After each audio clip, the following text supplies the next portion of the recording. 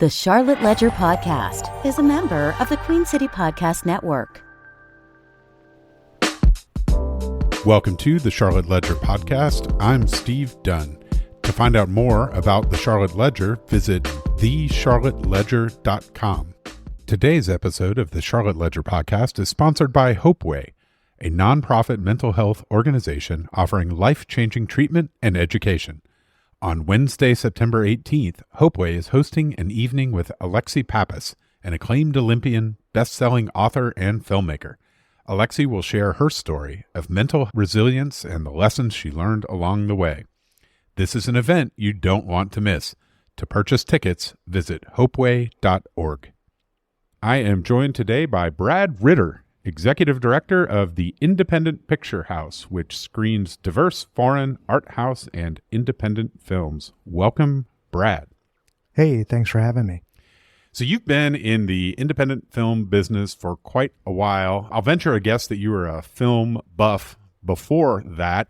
And I wonder if there was a moment you recall, a film that you watched, that made you realize that in addition to being great entertainment, film was also a great form of art. I was probably back in college, probably around 1988 maybe. I was at school and a bunch of college friends, we went to see David Cronenberg's Dead Ringers. And I just remember all of us just being blown away.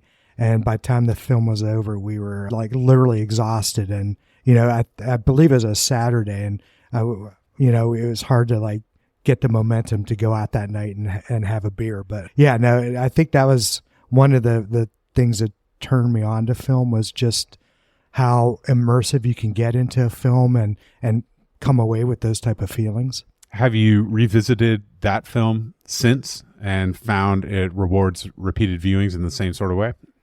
I'm terrified to revisit that film. What was it about but it? No, I honestly, I don't think I have, but I do. I mean, it is on my must repeat list. So I will go back and check it out. Well, as you think about it now and you remember this formative, profound experience that you had in college, what was it about that film that you and your buddies were so struck by at the time? I think the explicitity of it is a very explicit, a lot of body horror type things going on. Yeah, I think I hadn't seen that in a film before. And so this moved you in a way that seemed new, and did it touch off a newfound interest in films and cause you to go see more? I think it's always been there. I had an older brother we'd go out and see a lot of movies like David Lynch's Blue Velvet and movies like that. The Terminator was another one I remember going to see in a theater.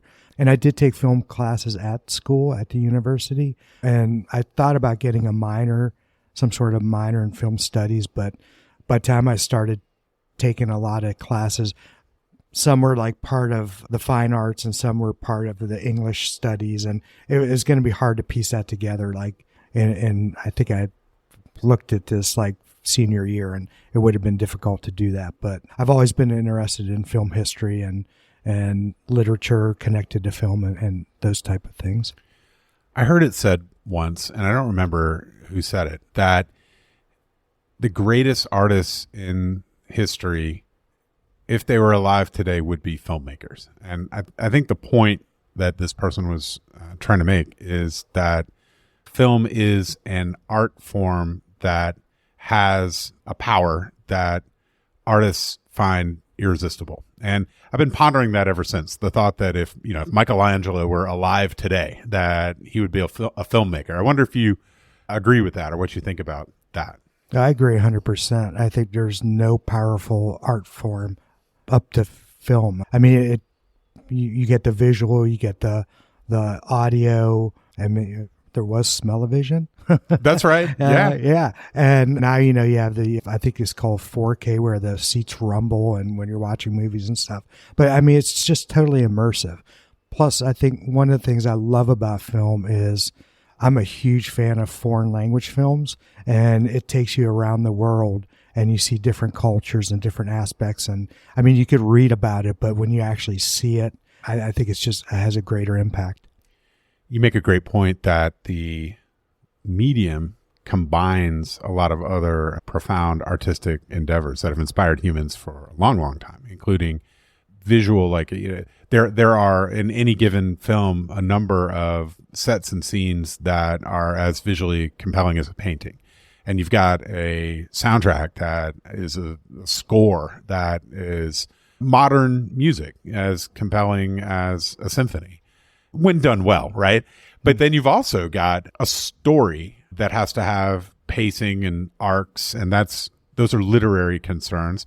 And then meanwhile, you have actors performing. And so there's theater happening at the same time. I hadn't even thought about smell-o-vision or 4K rumbling seats, bringing all the senses into it. I guess as we move into the future, we may be living in virtual worlds with narratives occurring around us and sort of even more immersive in that way.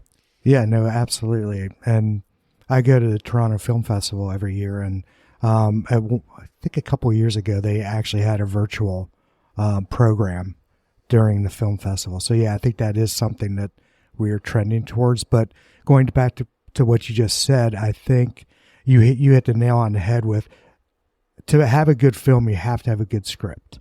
It has to be interesting, and it can't be poorly written. It's got to be very well done. And also, for me anyways, the soundtrack, it really sucks you into the film. I think to me, those are the two most important things to have a good film: the storytelling and then the music. I watched a film at a film festival in Czech Republic this summer, and it's going to be released in the U.S., I think, later this year, probably around the holidays. And I always get the title wrong, but I think it's All We Imagine Is Light, and it's a film from India. And I think it was a soundtrack that really it just blew me away. And I've never had the experience where I've sat through the entire ending credits and I didn't want to get up out of my seat even after they ended. It was such a powerful film, and I can't wait till we bring it to Independent Picture House. I'm interested in what you're saying about music, because I'm a music lover myself. I listen to a lot of different kinds of music, but including classical music and contemporary classical music. And a lot of times, one of the things I've noticed is that a lot of the best and best known composers of our time, 20th and 21st century people, significant part of what they do and have done is film soundtracks, right? So as an example, John Williams has added immensely to an incredible number of films with his compositions, iconic works, including, Star Wars and Indiana Jones and Home Alone, Jaws, and many others. Yeah, exactly. Right. That stand on their own as musical compositions. And I don't know where I'm going with that. Well, I'll butt in here. Please. I do buy soundtracks from films, and I think they can be listened to outside of just watching the film. I think you still get the same reaction to those. I may get myself in trouble here, but I am not a big John Williams fan. Yeah. And I don't think it's himself, but I think music can be abused in a film. I mean, I find a lot of times music, it tries too hard to push you in a direction it wants you to go. Yeah. And I think John Williams and he collaborates a lot with Steven Spielberg. Right. I think the music can be overdone, and I don't like that in a soundtrack. Well, it has to serve the film, right? And I mean, first of all, the guy is, love him or hate him, he's prominent. He's done a lot, and he has a gift for a hook. We could. I don't suggest we do it, but we could go back and forth, just like singing to each other these well-known. Let's not do that. Yeah, okay. So we're not going to do that. But I think it has to be in service of the film, right? And so, like a film like Indiana Jones with its iconic cadences would not be in service of a quiet, reflective art film, right? Yeah, absolutely. But in service of Indiana Jones, heroic and exciting, it may work better. I think for action films that's totally fine. But like in Jaws, for example, when it has that theme, leading up. Yes, I do. I'm not going to hum it. Okay. But every time that plays, there might be one instance in the film, but it tells you, oh, here comes the shark, right? Right. It just kind of gives things away. Right. Okay. Thank you for indulging me. Yeah, that's awesome. About soundtracks. Let's talk about the Independent Picture House. You Sure. are the executive director, and it is the spiritual heir of the Manor Theatre, where you started your career in independent film as a projectionist, hired in 1993 at the Manor Theatre. You eventually rose up to become the general manager of that theater. And this was a Charlotte institution on Providence Road. What was it like being there for so long? I mean, it was my home. And one thing I take great pride in is we had a very loyal staff, so we were like a family. And I mean, starting out, it was owned by a local small theater chain called Eastern Federal. And it was a mom and pops type theater chain, and I could literally get in my car, go over to East Boulevard and talk to the film buyer, talk to the president of the company. And it was really cool. And that's how I really, really fell in love with the art film, getting exposed, every day to it. And then back in 2005, they sold the chain to Regal Entertainment Group out of Knoxville, Tennessee. And, we were afraid of that change, but it went fine. It wasn't the same, but I think they treated, little 2-screen art house in Charlotte, North Carolina with respect and appreciated, how we were serving the community. And then Regal Entertainment Group got bought out by Cineworld out of the UK, and that's when things started kind of veering off. They really didn't care about a 2-screen art house in Charlotte, North Carolina. And again, I believed in what the Manor stood for. We had very, very loyal people coming to see movies all the time, and that is what kept us motivated, was the community and the support that we got from that. And I've been very fortunate. I keep saying this, but I think COVID for us was a blessing, because it enabled Cineworld to close the Manor Theater. It allowed the landlord who owned the building to close the Manor Theater and use COVID as the reason. It would have been extremely difficult for both of those to close the Manor just outright without, they used COVID as the blanket to cover it up, because I think the community would have been in an uproar if they had just flat out closed the Manor. Today's episode of the Charlotte Ledger podcast is sponsored by Hopeway, a nonprofit mental health organization offering life-changing treatment and education. On Wednesday, September 18th, Hopeway is hosting an evening with Alexi Pappas, an acclaimed Olympian, best-selling author, and filmmaker. To purchase tickets, visit hopeway.org. It's interesting to hear you describe that as a blessing, and I assume that that's because of where things sit now with the Independent Picture House, but there must have been some moments there where you wondered what the future was going to look like. Honestly, no. I was informed before the general public that, even when we got through this pandemic, that the Manor wasn't going to reopen. And I, at the time, was the president of the Charlotte Film Society, 501c3 nonprofit. And we had been looking for years to open our own cinema. And myself and a group of the board members thought, this is the time if we're going to do it. There's no more Manor Theater, hanging over our head. So let's open this community nonprofit theater. And I remember my manager told me about it, and he wanted to get the assistant managers, and we had a meeting at the theater in the lobby. And one of the questions he asked us was, if there's anything you want, because, we'd been there so long, and, we had some mementos, and he's like, if there's anything you want, just let me know, and, go ahead and take it out before we, gut this building. And the first thing I asked for was the popcorn popper. And it was kind of weird. He was like, why would you want that? And I just kind of played it off. It's like, well, why wouldn't you want that? But even prior to this conversation, we had already started looking ahead to opening a cinema such as the Independent Picture House. Well, and let it be known, if you visit the Independent Picture House today, you can have popcorn. The best popcorn. In the very same popcorn maker That from is correct. the Manor Theatre. And this is only one of the many ways in which the DNA of the Manor Theatre runs through the Independent Picture House. Well, you yourself are part of that. There's a lens for one of the projectors that's embedded in the wall, right? Yep. And I'm sure there's other things, but the spirit and the mission of the Manor is part of what carries through. But at the same time, you've expanded the offering. It's a larger space, and you do more. You do events. You're working on comedy and music and being a place where community groups can come and do their thing. And so I wonder, how is that going? And how, in addition to continuing in the mission of the Manor, how have you expanded upon it and grown? I mean, we do so much more than what the Manor would have done. Again, it was owned by a corporation, second largest theater chain.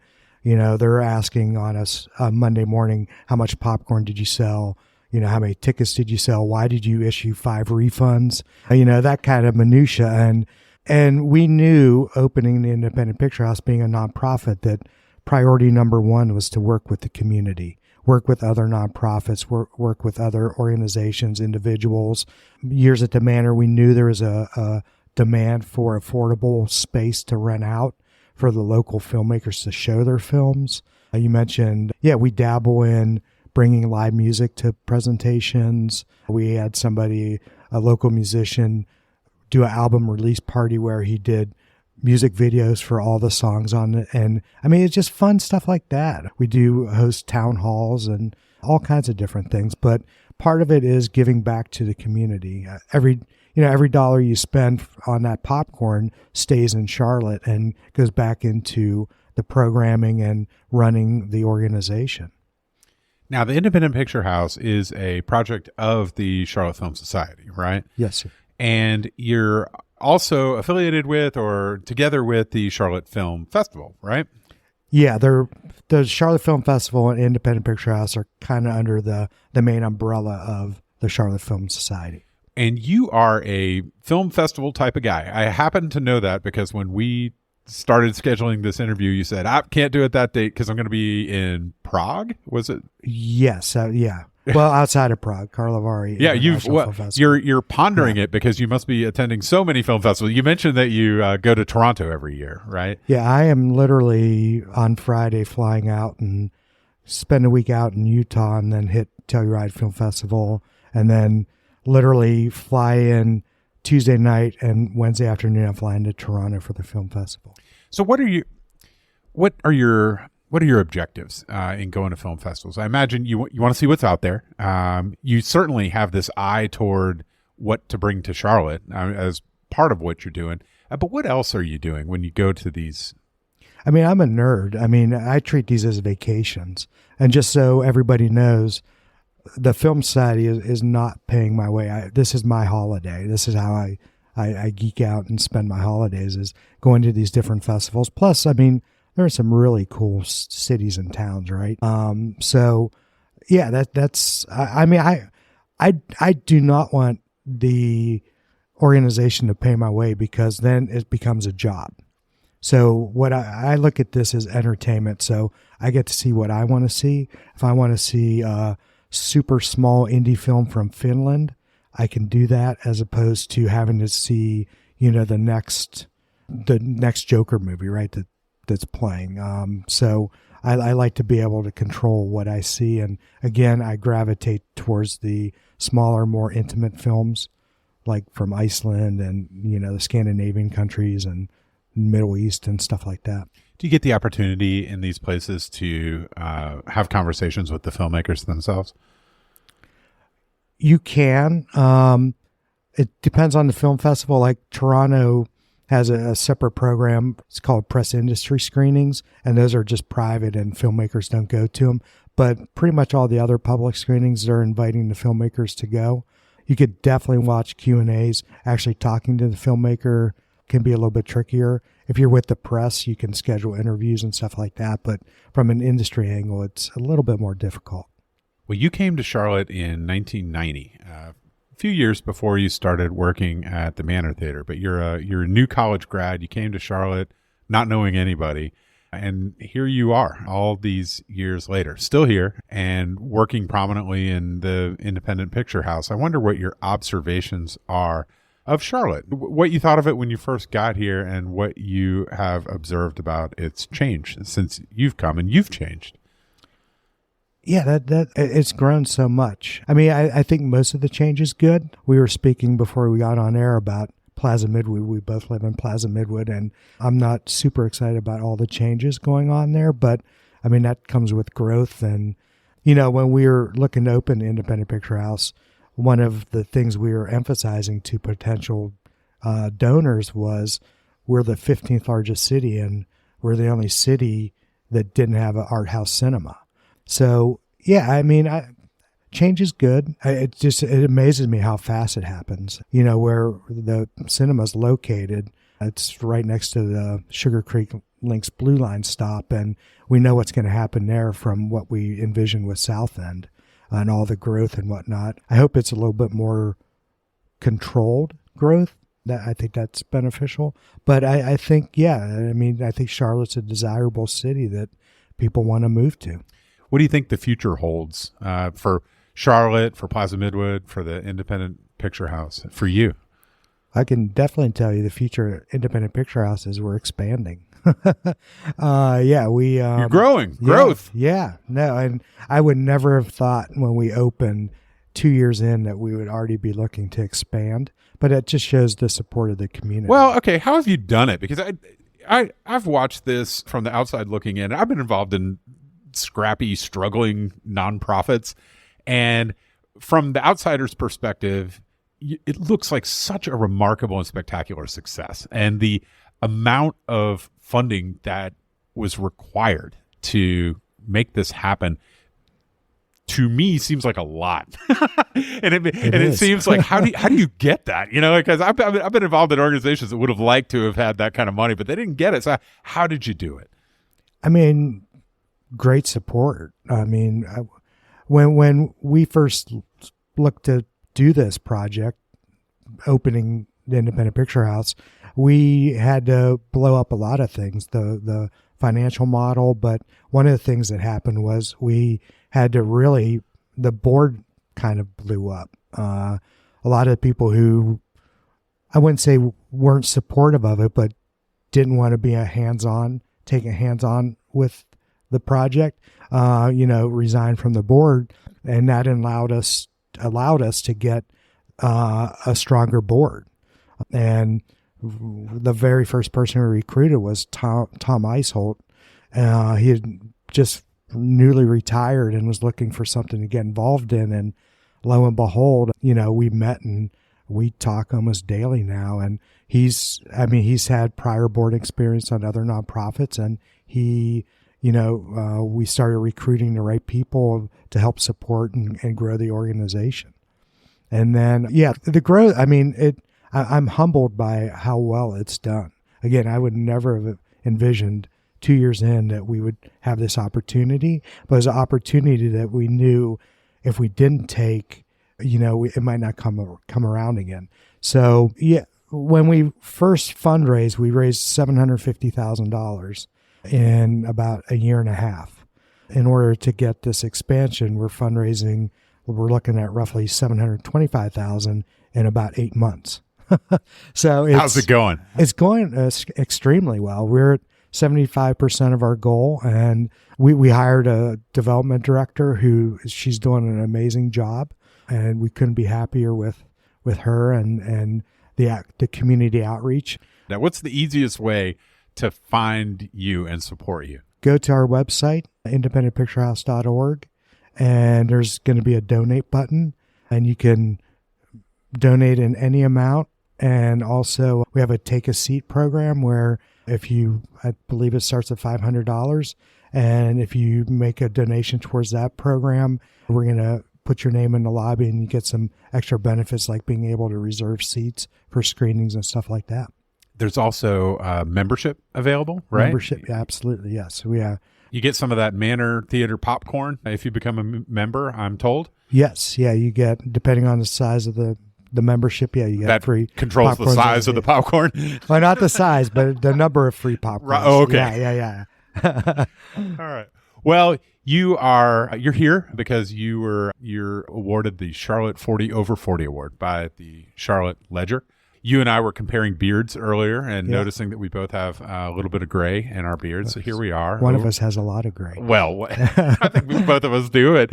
We are here over 40, having, been in Charlotte for a while, seen Charlotte's growth and Charlotte's change. And I wonder what you think about your own growth and your own change, and how you, as you reflect back on the past and on the future, how you as a person have gone through life. Find it hard to believe where I am today. I know when I first started at the Manor, I was a projectionist, and I would come in and go straight up to the booth, do what I needed to do, clock out and leave. And eventually the manager started wanting me more on the floor, and I was not somebody who interacted with customers. It just wasn't in my DNA. And looking back on that and seeing where I am today, it's pretty incredible. Yeah. Well, that's a great place to leave it. Thank you so much, Brad Ritter, for joining me today on the Charlotte Ledger podcast. All right. Thank you so much. That's it for today. Thanks for listening. This episode was produced by Lindsay Banks. You can find out more about the Charlotte Ledger by visiting thecharlotteledger.com. Today's episode of the Charlotte Ledger podcast is sponsored by Hopeway, a nonprofit mental health organization offering life-changing treatment and education. On Wednesday, September 18th, Hopeway is hosting an evening with Alexi Pappas, an acclaimed Olympian, best-selling author, and filmmaker. Alexi will share her story of mental resilience and the lessons she learned along the way. To purchase tickets, visit hopeway.org. QueenCityPodcastNetwork.com.